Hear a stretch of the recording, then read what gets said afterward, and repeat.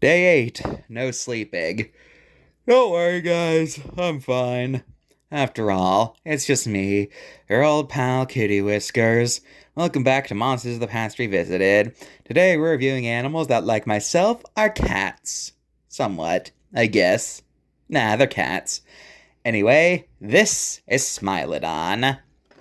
Smilodon means knife tooth and is a member of the cat family. It was a carnivore that lived in North and South America from the Pleistocene to the Holocene. The largest Smilodons were big enough to give the largest big cats a run for their money, making them very large kitties. Now, despite being commonly referred to as saber-toothed tiger, Smilodon was not related to tigers or really any other modern cats besides them being felines. Because of that fact, most scientists prefer to say saber-toothed cats instead. There are 3 species of Smilodon: Fatalis, Gracilis, and Populatar. The Smilodon was a truly terrifying predator. These guys were a lot bulkier than other felines, in many ways being more similar to bears than to cats. It's thought that while they would have been terrible runners, they would have been super strong, able to overpower their prey with ease. Oh, and of course, there's their most famous attribute, their enlarged canines, which is ironic since they're felines. Eh? Eh? Anyway, these teeth were no joke, and it's thought they would have repeatedly stabbed at their prey's vitals until they died. One thing to note, though, despite pretty much every recreation ever showing these teeth hanging out, most paleontologists think they would have been covered in some way. After all, if the teeth were just hanging out all the time, they probably would have dried out and then become too brittle to be of any use. So nowadays, most scientists think they had a pouch for their teeth, or larger lips, or something like that. Now with Smilodon, we of course have to discuss if they are pack hunters, like how they're often portrayed in media, or solo hunters.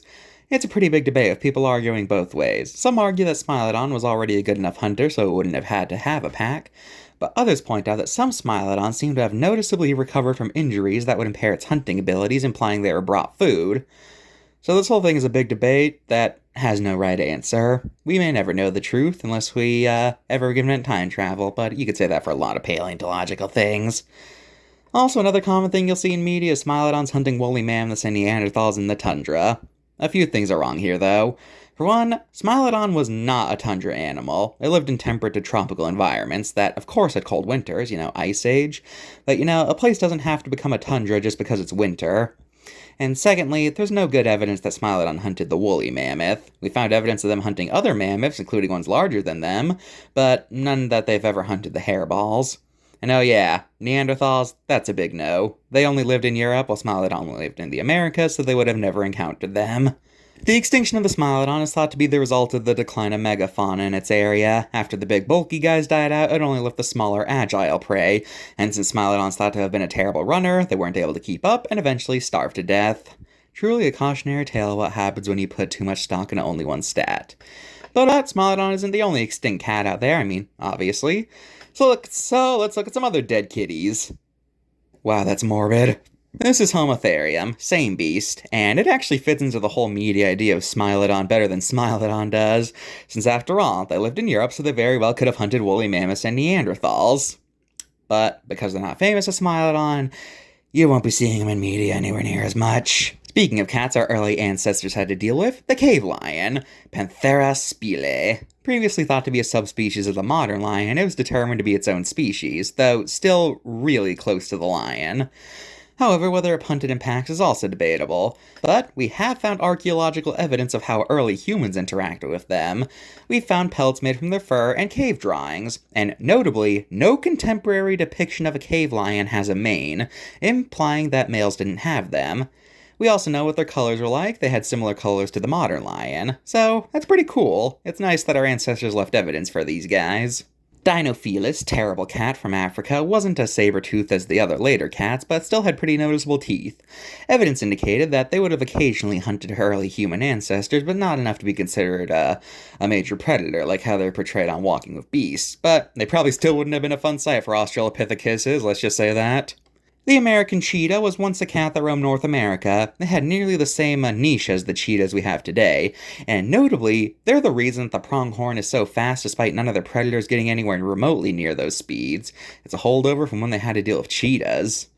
And of course, you have some more recent extinctions like the Barbary lion or the Javan tiger. So, that's cats for you. Now on to the cards.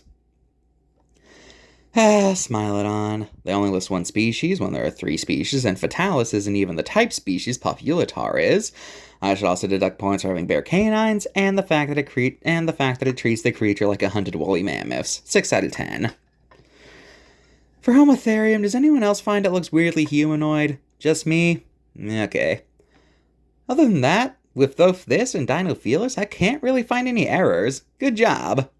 Oh, that's cats for you. I've been Mr. Happy Time Whiskers or whatever I said my name was, and I'll see you guys next time. Jeez, Catherine, you okay? You look like you could. Oh, hey, Catherine, are you still gonna go through this, or are you willing to admit that I'm the best at staying awake? Huh? Well, I'm waiting. This is weird. Yeah. Speaking of weird, have you seen Eric? Those guys think they're so much better at me than staying awake. What? But I, Erickson, Maurice, Shuttleworth, shall show them all. Man, I'm tired. I should probably just fall asleep right now. Eric, you cannot fall asleep. Who said that? Eric, if you fall asleep, you will be an embarrassment to us all. Oh my gosh. Henry VIII? What are you doing here? I am speaking to you from beyond the grave to tell you you cannot lose this competition. Think what it'll do to your glorious lineage. Wait, you're my ancestor? Of course I'm your ancestor. Everyone knows that. That's like the first thing they teach in English class. Oh yeah, I guess I missed that day. Anyway, what am I supposed to do? Well, if you want to win this competition, you have to do it the old-fashioned way, and do something that'll make them realize that you are not to be messed with. Now go forth and win! Yes, Mr. President, sir. And I know just what to do to prove that I am not a wimp when it comes to staying awake.